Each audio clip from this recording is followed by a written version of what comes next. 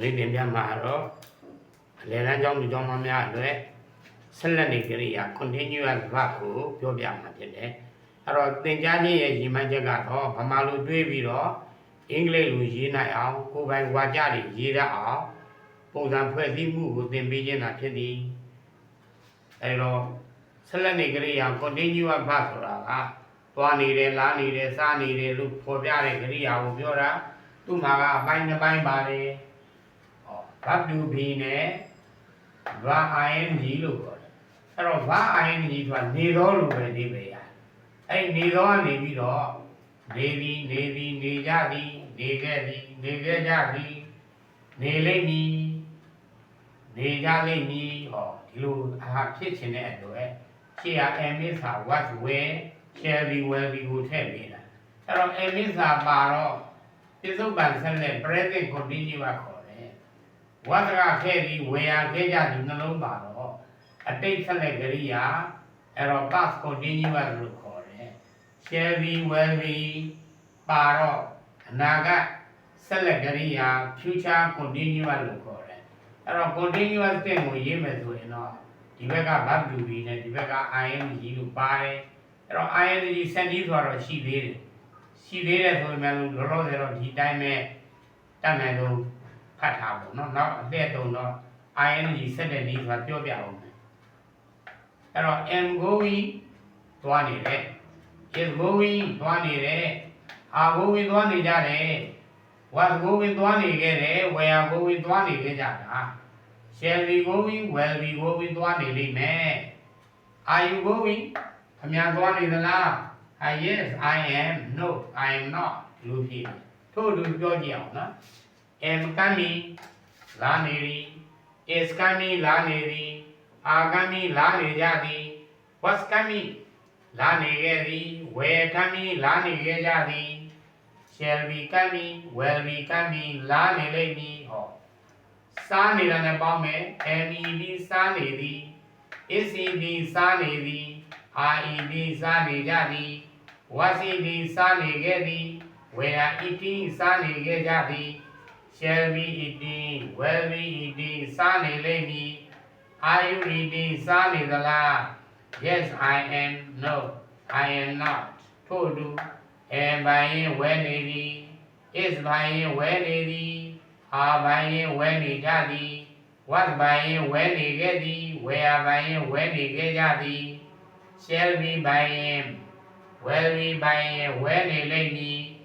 are you ဘိုင်းရင်ဝဲနေသလား yes I am no I am not Sally နဲ့ပေါင်းမယ် am Sally ရောင်းနေသည် is Sally ရောင်းနေသည် are Sally ရောင်းနေကြသည် was Sally ရောင်းနေခဲ့သည် were Sally ရောင်းနေခဲ့ကြသည် shall be Sally will be Sally ရောင်းနေလိမ့်မည်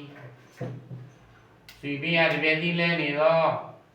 am ဆွေပြီးတပြည့်တိလဲနေသည် is sweeping ဒီပြည့်တိလဲနေသည် are sweeping ဒီပြည့်တိလဲနေကြသည် was sweeping ဒီပြည့်တိလဲနေခဲ့သည် were sweeping ဒီပြည့်တိလဲနေခဲ့ကြသည်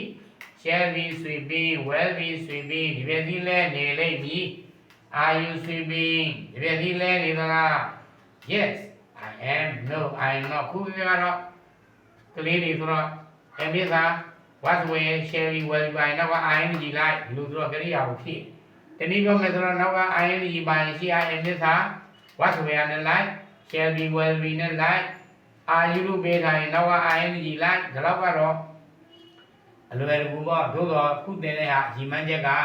ဗမာလိုတွေးလိုက်တာကိုအင်္ဂလိပ်လိုရေးအောင်သင်တဲ့အတွက်မပြင်းမီကိုဆိုရတယ်ဟိုကြားဖို့ယုံနဲ့တော့မတတ်ဘူးအဲ့ဒါတော့သဘောပေါက်တာကြားဖို့ယုံနဲ့မတတ်ဘူးတကယ်လို့မတတ်am sweeping ဒီပဲဒီလဲနေသည်ဟော am taking ဒီလက်ဖက်ရည်တောက်နေသည် is taking ဒီလက်ဖက်ရည်တောက်နေသည် are taking ဒီလက်ဖက်ရည်တောက်နေကြသည် was taking ဒီလက်ဖက်ရည်တောက်နေခဲ့သည် were taking ဒီလက်ဖက်ရည်တောက်နေခဲ့ကြသည်ဒါခဲ့ကြလို့ပြောလို့ shall be taking ဒီ will be taking ဒီလက်ဖက်ရည်တောက်နေကြလိမ့်မည် are you taking ဒီခင်ဗျားလည်းတောင်းနေသလား yes I am no I am not ထို့တူပေါ့ watching TV ကြည့်နေသည် is watching TV are watching TV was watching TV we are watching TV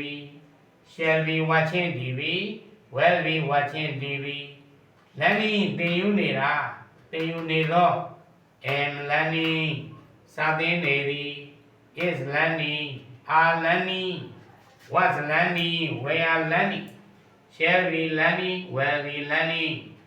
are you learning ခင်ဗျာစာသင်ယူနေသလား yes I am no